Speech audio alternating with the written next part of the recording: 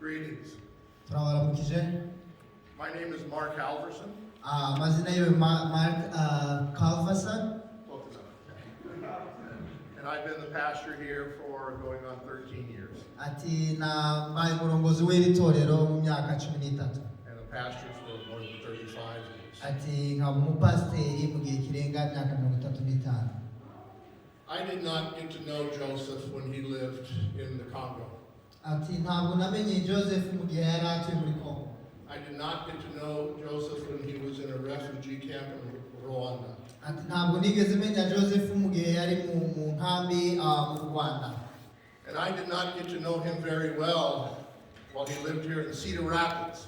Ati sinagiriwe n'amahirwe yo kumumenya cyane mu gihe yari atuye hano muri Cedar Rapids. But I'll get to know him in heaven. Atariko nzamumenya nitugera mu ijuru. Amen. Hallelujah. Hallelujah. Hallelujah. I don't have a whole lot of words to share except I'm glad you came. I did not, as I said, get to know him very well. Ati nta magambo mfite menshi yo kuvuga uretse kubashimira kuba mwabashije kwitabira. Ati nkuko nabivuze sinari muzi cyane. His family is where? Ati Raise your hand if you're his family. Famiye yiwe niba muri hano mwashaka kuzamura amaboko. My hearts go out to you.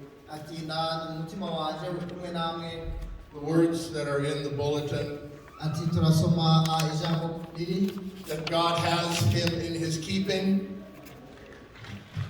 God has him in his keeping.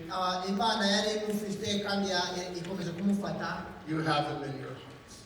Kandi nawe uramufite mu mutima wawe, nawe uramufite mu mutima yawe. You will see him again. Ati ikomeye nuko muzongera kumubona kandi. Pastors who are here, I want you to stand. Abapasiteri bari hano ndabasaba ko mwahaguruka. All the pastors here, stand. Abapasiteri bose mwahaguruka mu byicaro byanyu. Turn and face the gathering. Ati nimwindukire murebe itorero. There's a message that the pastors get to share at the end of Easter Sunday. Ati buri cyumweru abapasiteri hari message baduhereza mbere ko amateraniro arangira. When we celebrate the resurrection of Jesus Christ from the dead. Ati iyo turimo duserebra cyangwa se twishimira intsinzi ya Kristo y'umuzuko wa Kristo. And that message is Christ is risen. Iyo message iravuga ngo Kristo yarazutse.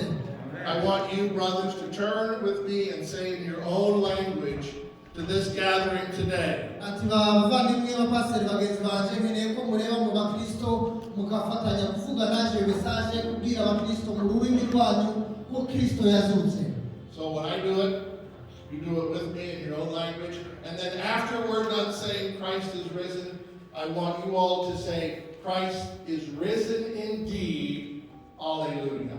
Ati niturangiza aravuga mu rurimi rwiwe namwe abapasiteri muradufasha kuyobora itorero mwabwira mu rurimi rwanyu ko Kristo yazutse kandi n'itorero dufatikanye. Hanyuma niturangiza turavuga ati Kristo yarazutse by'ukuri. Ready? Yes. 1, 2, 3. Christ is risen. Yes.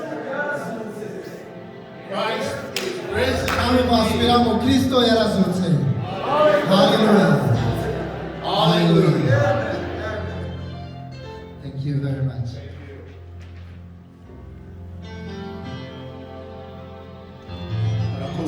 Pastor Mark. Thank you very much, Pastor Mark. The next program, let's have singers come and give us one song, please.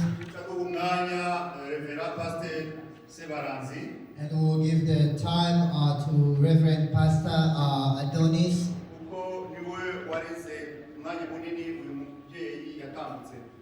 He was the spiritual father of this elder man who just passed away.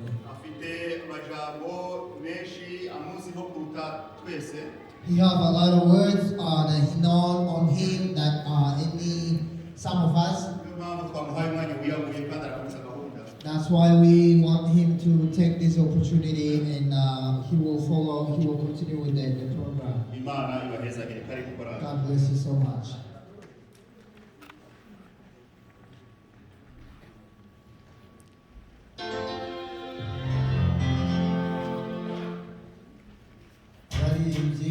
duhaguruke kugira ngo Hallelujah. duhimbaze Imana. Umwami ageze kw'irembo, babambwe ku musaraba, aje kudukora mbere, tubane mw'ijuru. Kw'irembo, kw'irembo, kw'irembo, ubane kw'irembo, dukwaze, dukwaze, Yesu arahari. Kw'irembo, kw'irembo, kw'irembo, ubane kw'irembo, dukwaze, Yesu